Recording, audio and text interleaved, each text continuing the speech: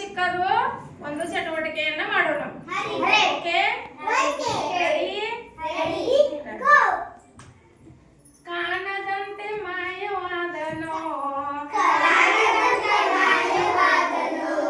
ನಮ್ಮ ಶಿವ ಕೈಲಾಸ ಸೇರಿಕೊಂಡನು.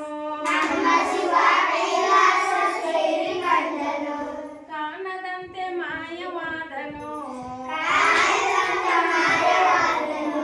ನಮ್ಮ ಶಿವ ಕೈಲಾಸ ಸೇರಿಕೊಂಡನು.